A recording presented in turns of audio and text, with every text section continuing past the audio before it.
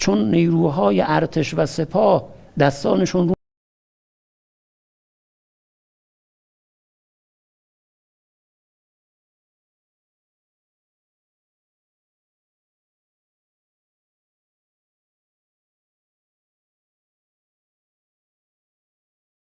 و با اونها در بعضی از paygaha ها 200 kilometre. Aziz hörmətli bacı və qardaşlarımız, təcili bir bəzi xəbərlərlə və bizə yaxında baş verə biləcək önəmli hadisələrin bir növ əlaməti ola biləcək bəzi xəbərlərlə istəyirdik xidmətinizdə olaq. İzlədiyiniz bu videoda müsahibə verir İran İslam Respublikasının məclisinin komisyonunun üzvlərindəndir. Deyir ki, Amerikanın bölgədə 50.000 əskəri var. 50.000 əskəri var ki, birbaşa bizim hədəfimizdədir. Birbaşa və müdafiəsiz halda. Son günlərdə baş verən hadisələrdən çox təkid edirdik və yadınızda varsa biz bir neçə məsələyə təkidimiz var idi.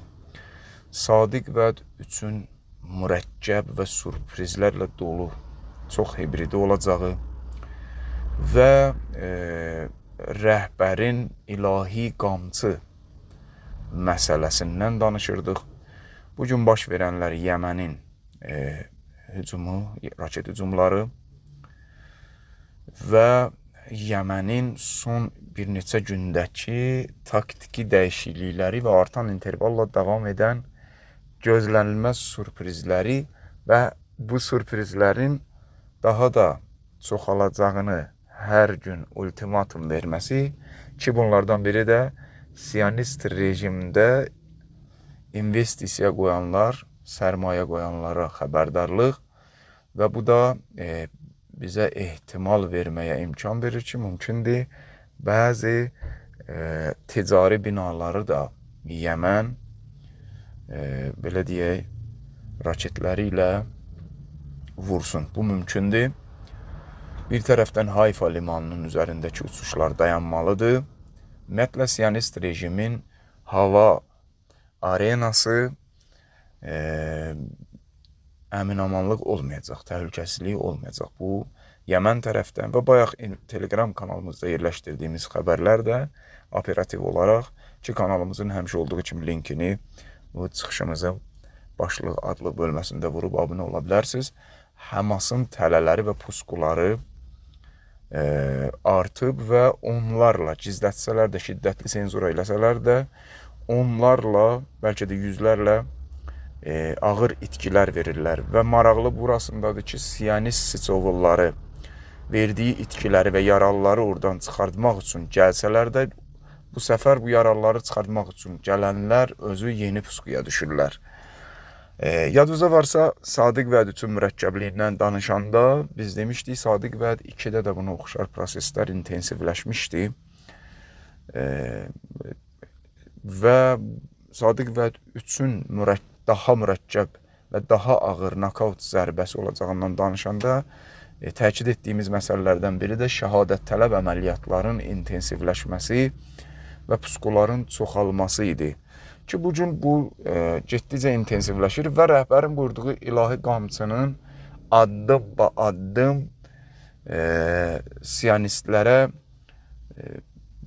bir növ Tufanul Əqsa 2 olacaq nokaut zərbəsi Sadiq Vəd üçün yaxınlaşdığını göstərən proseslər qısa zaman dilimlərində artıq intensivləşir və şiddət və hiddəti də artır.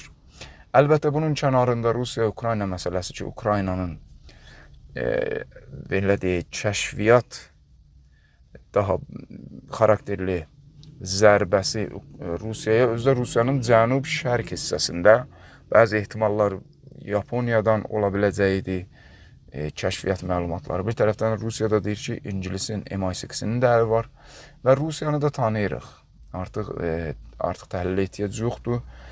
Avropanı da oda çəkmək üzrədirlər. Biz demişdik, yadınıza gəlir, Amerika Avropanı da bir körpü kimi istifadə edib, lazım olanda Avropanı da oda atacaq və yandıra bilər.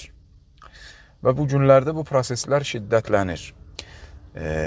bütün bunları nəzərə alanda, yan-yana qoyanda məlum olur ki, nə isə yaxınlaşır sözün həqiqi mənasında və Sadiq Vəd 3 kimi mürəkkəb əməliyyatdır. Bu zərbə